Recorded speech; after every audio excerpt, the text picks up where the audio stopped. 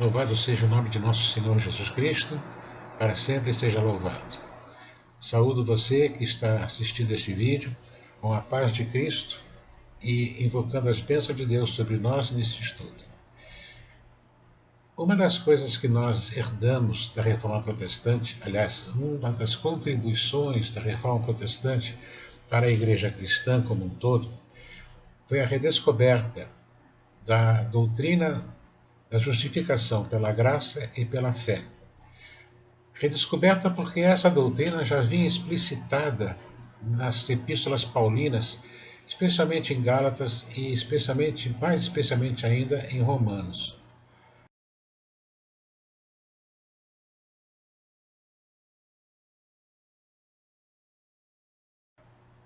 Mas a igreja, a partir do momento que ela vai se tornando um instrumento do Império Romano, à medida que ela vai se transformando de comunidade de fé em cristandade, lá por volta do terceiro século e em diante, a igreja perdeu essa dimensão e acabou se auto-colocando como intermediação entre Deus e nós.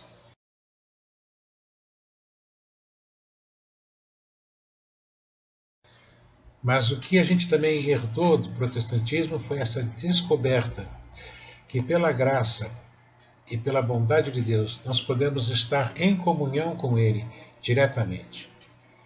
Isso é uma coisa fantástica, porque nós podemos estar em comunhão com Deus, em relação direta com Deus, sem necessitar de intermediários, de intermediação de quem quer que seja, a não ser do Senhor Jesus Cristo. Este foi o grande papel de Cristo em trazer a redenção ao mundo, reconectar Deus com as pessoas e as pessoas com Deus. Por isso ele é humano e ele é divino. Sendo humano e divino, ele faz em si essa conexão e a partir daí torna-nos possível para nós estarmos em comunhão com Deus sem intermediação. O papel da igreja e o papel do sacerdócio cristão, que é o sacerdócio de todos os cristãos e cristãs, não é só de quem é ordenado. Quem é ordenado exerce esse sacerdócio com a comunidade. O papel da igreja não é ser a intermediação da graça de Deus para as pessoas, mas é ser a portadora da graça e do anúncio da boa nova para as pessoas e para o mundo. Então nós não estamos na igreja para estarmos com Deus, nós estamos na igreja porque estamos com Deus. É porque estamos em comunhão com Deus e a igreja em comunhão com Deus e nós entre nós em comunhão, é que podemos afirmar e testemunhar o Evangelho de Cristo. Também foi uma herança da Reforma Protestante, no seu processo histórico, de caminhada histórica a partir do século XVI. Quando chega no século XVIII, surgem alguns movimentos novos na igreja, especialmente um movimento chamado Movimento de Santidade, que começou dentro da igreja da Inglaterra, dentro da igreja anglicana, a partir da ação e do ministério do reverendo John Wesley e do seu irmão Charles Wesley, que deu origem depois ao movimento metodista e depois da morte de Wesley, o movimento metodista se torna uma igreja fora da comunhão anglicana, se torna a igreja metodista. Mas a santidade pessoal, que a partir de Wesley começa a ser anunciada e proclamada e defendida e ensinada a partir dos movimentos de reavivamento, e que ainda é muito forte hoje nas igrejas pentecostais sérias, né? Fala dessa relação de intimidade com Deus. A santidade pessoal é você viver em tanta comunhão com Deus, em que você tem uma relação com tamanha intimidade com Deus, que Deus mesmo te santifica. Não é você não deixar de fazer coisas, mas é você ser santificado pela ação de Deus na sua vida. Ora, isso coloca para a gente uma questão que eu acho lamentável, o fato da igreja ter deixado de lado já por muito tempo. Quando a gente era bem mais novo, a igreja falava muito em oração. E hoje quase não se fala em oração. Não falo só da nossa igreja episcopal, falo da maioria das igrejas protestantes, né? Eu vejo às vezes muita militância evangelizadora e evangelística, mas não vejo militância de intercessão, por exemplo, né? De oração. Então eu quero fazer com vocês hoje um estudo sobre a oração. Talvez retomar alguns conceitos que nós já sabemos, mas temos esquecido, ou então realmente aprender um pouco mais sobre a questão da oração.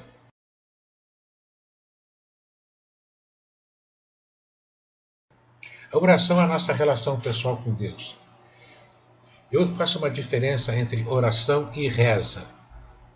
Muita gente reza, mas nem todos estão orando.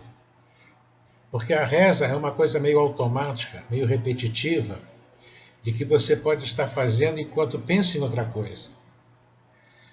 A oração é o momento em que você se recolhe e se coloca diante de Deus. Talvez eu devia dizer se prostra diante de Deus, mas eu prefiro dizer está junto com seu papai e conversa com ele. Eu sei que para muitas pessoas essa imagem de Deus como pai, como papai, não é uma imagem boa, porque talvez a sua experiência com a paternidade ou com o seu próprio pai não tenha sido uma coisa positiva, não tenha sido uma experiência satisfatória. Mas eu penso que Deus tem essa paternidade e a paternidade dele é uma paternidade amorosa, misericordiosa. É a paternidade do pai que está ao lado do filho, é aquela mão maior que segura a tua mão nele e te ajuda a caminhar. É assim que eu vejo a relação de Deus como nosso pai. E vejo Deus como nossa mãe também, aquela sensação da mamãe, né, de perceber o filho de uma outra forma e de acalentar no seu colo. Eu não sei se vocês perceberam isso, mas as crianças veem uma grande diferença entre estar no colo da mamãe e no colo do papai. Deus tem dois colos. Ele tem o colo de pai e o colo de mãe. E é por isso que nós podemos estar em comunhão com Ele, e é por isso que nós podemos estar em oração, ou seja, conversando com Ele. Eu acho que a gente precisa aprender a focar a oração, ter foco na oração. A gente às vezes fala assim, vamos orar por isso, orar por aquilo, aquilo por outro, ou então a gente pega alguma forma do livro de oração comum, alguma outra coisa, mas também precisamos cultivar a oração pessoal, a sua oração pessoal. Não tenha medo de falar com Deus. Não tenha medo de interceder, de agradecer, de louvar. Em comunidade, nós usamos os nossos ritos, os nossos cerimoniais. Também nós temos um livro de oração comum que nos ajuda muito na devoção pessoal. Mas é preciso que a gente aprenda ou volte a realizar aqueles instantes de oração onde está só você e Deus. Aquele momento da nossa intimidade. Aquilo que Jesus disse lá no Evangelho, vá para o seu quarto, no seu cantinho, e fale diretamente com o seu Pai.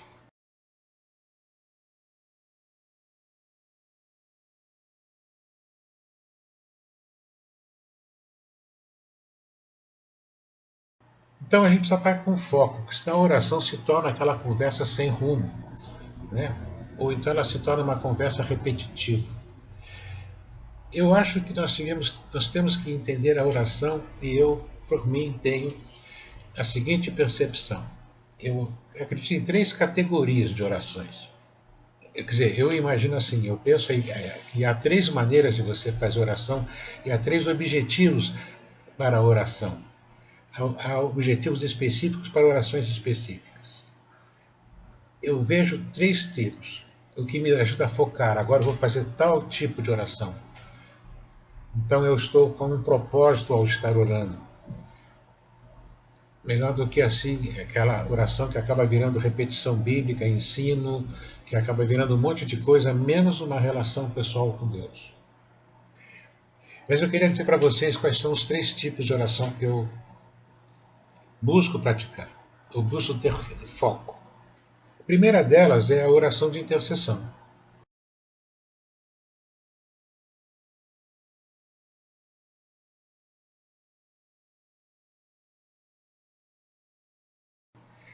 A oração de intercessão é aquela oração que nós fazemos em favor de outras pessoas, em favor de situações, em favor de grupos, em favor de organizações, em favor do mundo. A intercessão é você estar distribuindo a bênção de Deus para eles, para essas pessoas por quem você está orando. Intercessão não é só, Deus protege o fulano. Não, a intercessão te leva a buscar diante de Deus uma forma de amar e de abençoar aquelas pessoas por quem você está orando. É muito importante e é altamente recomendada no Novo Testamento. Eu lembro nesse momento, por exemplo, da carta de Tiago, que pede para a oração, inspira a gente a orar, leva-nos a orar e chama muita atenção pela oração pelos doentes, inclusive com a ministração da bênção da saúde. Ela é uma maneira de você passar a bênção de Deus para as pessoas que você está orando. Não é uma petição a Deus assim como a gente faz, pô, Deus ajuda lá o fulano. Não é esse sentido. Mas é estar realmente envolvido com aquelas pessoas, com aquelas causas, com aquelas situações, de forma envolvido amorosamente, ou seja, envolvido com a finalidade, com a intenção de servir, de abençoar, de enriquecer, de favorecer. Então você é portador da bênção de Deus. Então, ao colocar essas coisas em oração, ou seja, diante do Senhor, você está oferecendo essas coisas para serem abençoadas por Deus. Então, essa é uma das razões pelas quais você tem que ter o seu momento de intercessão, a sua oração intercessória. Né? É o momento em que você vai sair de você e vai colocar diante de Deus aquilo que está, aquele sofrimento ou aquela alegria que está ao teu redor, que você tem conhecimento. Aquela dor ou aquela alegria, aquela tristeza ou aquela alegria, aquela maldade e aquela bondade. Você vai interceder por pessoas, por situações, por causas, por grupos. Você estará colocando aquelas coisas, aquelas pessoas diante de Deus para serem abençoadas. O intercessor é alguém que funciona como um dedo no buraco do dique, alguém que se coloca numa brecha para impedir que o mal continue passando por ela. Na medida que você está intercedendo por alguém, a graça de Deus está sendo derramada sobre esse alguém, especialmente se esse alguém não tem uma relação de comunhão com Deus. Então ela não percebe a graça de Deus sobre ela. Então a intercessão ajuda a você, e te inspira também a ter outra oportunidade, a ser sinal dessa graça para essa pessoa. Um outro foco de oração e outro tipo de oração é o que eu chamo de oração de comunhão.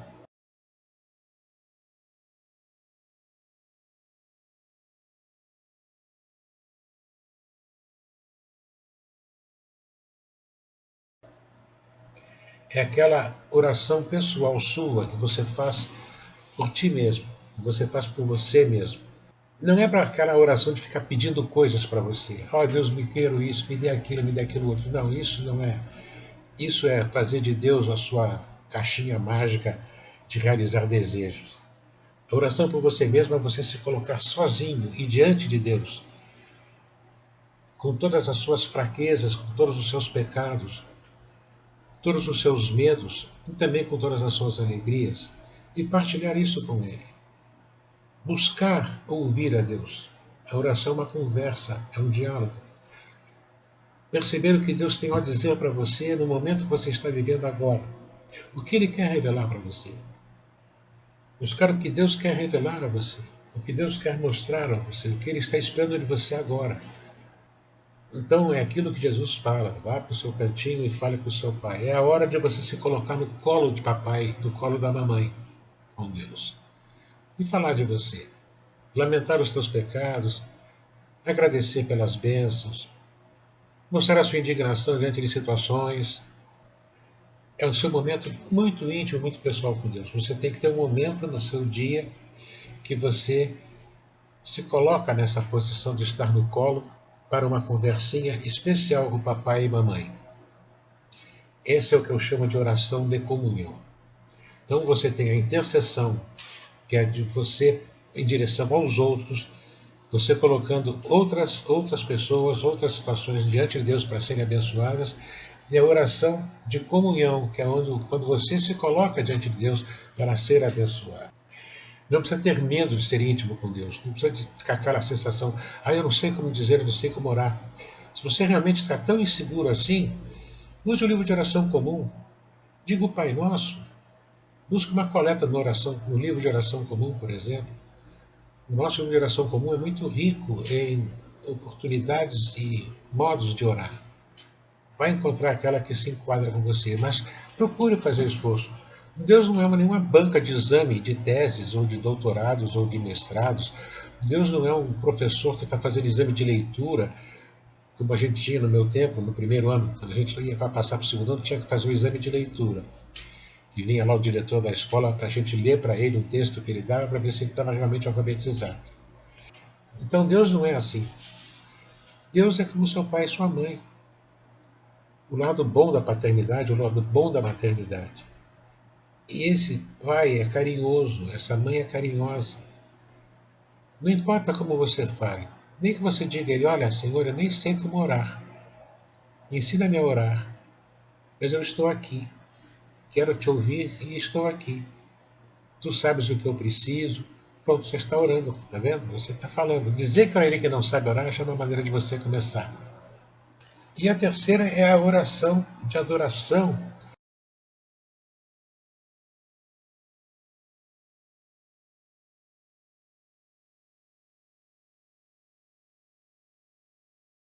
É aquele momento em que você louva a Deus. Aquele momento em que você louva, você pode cantar, você pode se alegrar, você pode agradecer.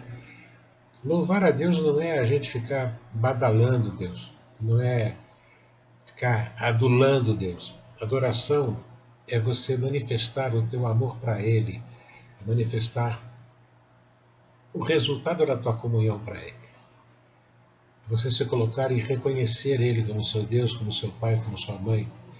Adoração é aquele gesto que quando o papai coloca a mão na mão da gente, quando a gente era criança, a gente olha para cima e fica tranquilo e fala, o papai está aqui. Isso é adorar a Deus.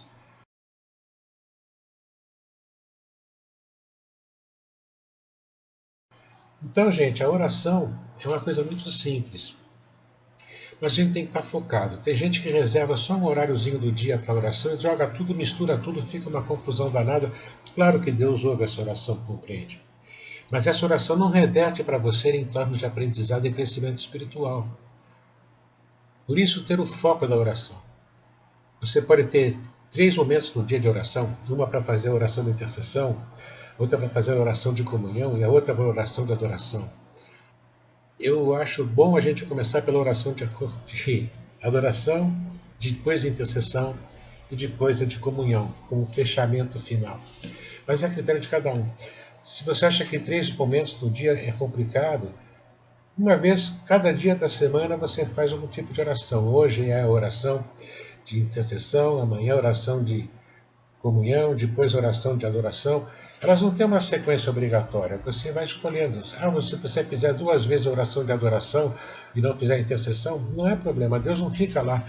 Não existe um escritório de Deus com um monte de contabilistas contando as suas orações, contando quantas vezes você agradeceu, contando quantas coisas você pediu. Não existe isso. O pai carinhoso, a mãe carinhosa sabe o que o filho precisa, o que a filha precisa. Às vezes a filha pede aquilo que o pai sabe que não é bom para ela. O filho pede algo que o pai vai dizer assim, não é hora dele ter isso, ou isso não é para ele. E aos pouquinhos a gente insiste e ele vai nos mostrando isso. Olha, você está pedindo errado, você está pedindo uma coisa que eu não posso te dar, que eu não quero te dar porque não vai ser bom para você. Por isso é que a relação da oração de comunhão é esse momento em que você se abre diante de Deus, que você chore, que você se alegre, mas que você coloque-se diante de Deus. Faça isso. Tente ter pelo menos esses 3 focos distintos de oração, para que a sua oração comece a ser realmente oração e não rezação. Com o tempo você vai perceber que você consegue fazer os 3 tipos de oração ao mesmo tempo, porque você já está disciplinado na sua forma de focar a relação com Deus, porque a tua comunhão com Deus começa a crescer e o próprio Espírito Santo vai estar inspirando a oração, que é outra coisa que a gente às vezes esquece. Quem inspira a nossa oração é o próprio Espírito Santo. Como diz o Paulo, com murmúrios inexpressíveis e imperceptíveis. é o Espírito Santo. Então é por isso que a primeira oração tem que ser de louvor, porque você se abre para o Espírito Santo, ele vai inspirar o teu louvor e a partir daí ele vai começar a inspirar você a estar na comunhão de Deus, na presença do Senhor. Por isso é que eu queria que então agora que a gente terminasse com uma oração, e vai ser uma oração tentando ter os 3 focos. O Espírito do Senhor seja com você. Oremos. Meu papai e minha mamãe amorosos, Senhor meu Deus, o Cristo, teu Filho, nos ensinou e nos convidou a estarmos em comunhão contigo. E, Senhor, eu quero te louvar e agradecer, porque nós podemos estar diante do teu trono, nós podemos estar na tua presença, sem que ninguém nos faça apresentação, porque o Cristo já foi o nosso intermediário. O Cristo já foi aquele que nos apresentou a ti e que apresentou a ti a nós. E, Senhor, eu louvo o teu nome, eu agradeço o teu nome, em nome dele, e agradeço por essa chance que eu tenho de estar na tua presença, Senhor. Quero, Senhor, nesse momento reconhecer meus pecados, minhas falhas, pedir meu perdão a ti, pedir que você não me castigue, pedir que você me ofereça sempre a oportunidade de recomeçar. O teu Filho morreu na cruz por esses meus pecados. Por isso, Senhor, a tua ira já não existe mais sobre mim, mas eu quero a tua graça para não pecar mais. Quero, Senhor, colocar diante de ti as pessoas que eu amo. Quero colocar diante de ti a situação dessa pandemia. Tantas mortes, Senhor, tanta gente sofrendo, tanta gente de luto, tanta gente com medo. Senhor Deus, ameniza isso, Senhor. Faz com que isso termine. E que o teu Espírito Santo nos ajude a perceber que um mundo novo está surgindo. O Espírito Santo nos ajude a perceber o que você está revelando nesses tempos e perceber o horizonte que tu nos ofereces de um mundo novo. Isso nós fazemos, eu faço essa oração. Em nome de Jesus, o teu Filho, meu irmão, meu amigo e meu Senhor. Amém. Que a paz de Cristo esteja com você. Um abração da paz para você e até a próxima oportunidade.